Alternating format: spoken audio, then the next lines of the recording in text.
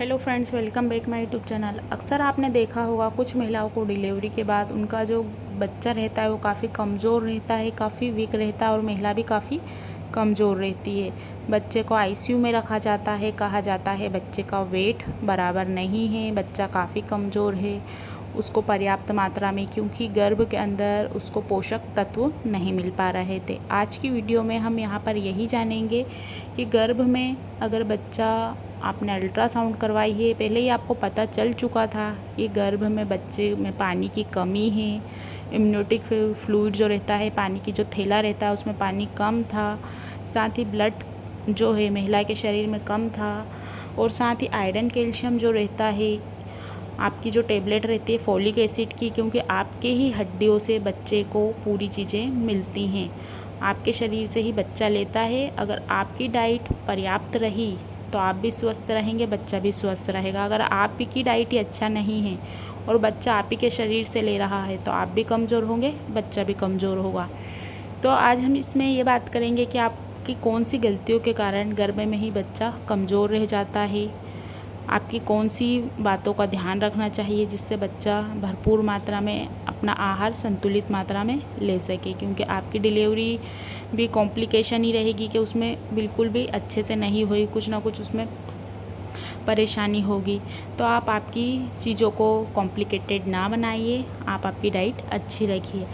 आज हम बात करने वाले हैं अगर आपको फोलिक एसिड के बारे में, कि अगर आपको फोलिक एसिड पर्याप्त मात्रा में नहीं लेते हैं आप तो बच्चे की हड्डियां कमज़ोर रहती हैं, बच्चे का जो माइंड है वो अच्छे से डेवलप नहीं हो पाता है, क्योंकि आपके ही शरीर से वो कैल्शियम लेता है।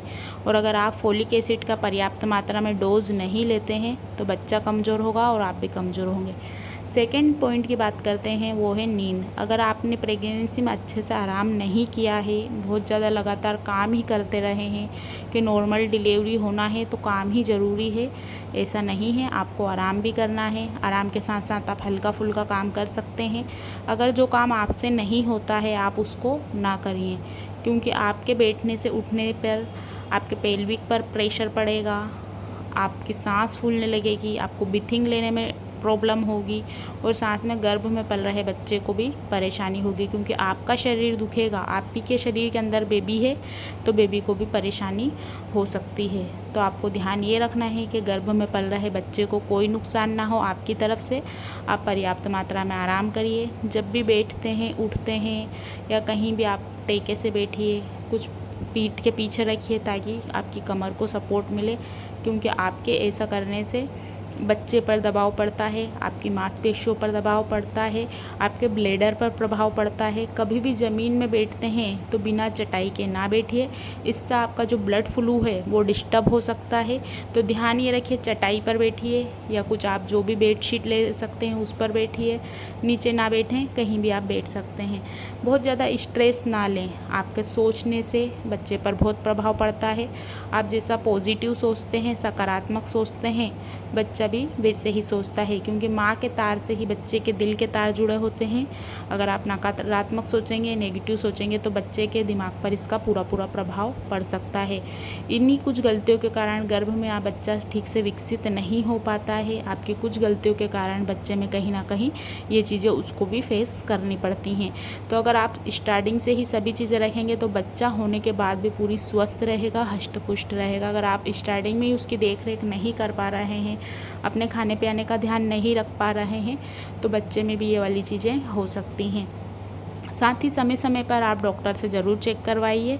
अल्ट्रासाउंड आप प्रेगनेंसी में अगर आपको बता दिया है कोई कॉम्प्लिकेशन नहीं है तो आप 9th मंथ तक 2 अल्ट्रासाउंड भी करवा सकते हैं।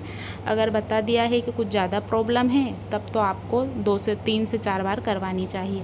पर्याप्त मात्रा में आराम कीजिए, हमेशा बाईं करवट लेट कर आराम कीजिए ताकि बच्चे को ब्लड का फ्लो, ऑक्सीजन, पोषक तत्व सभी मिल सकें और आपकी भी जो प्रेगनेंसी हो हेल्दी हो। बहुत ज़्यादा महिलाएं हमेशा पेट पर स्क्रैच आ जाते हैं तो बहुत ज़्यादा ज़ोर ज़ोर से उसको खुजाने लगते हैं, इचिंग करने लगते हैं। आपके जितने ज़्यादा निशान होते हैं, आप जितने ज़्यादा उन पर नाखून लगाते हैं बच्चे को उतनी ज़्यादा इरिटेशन होती है।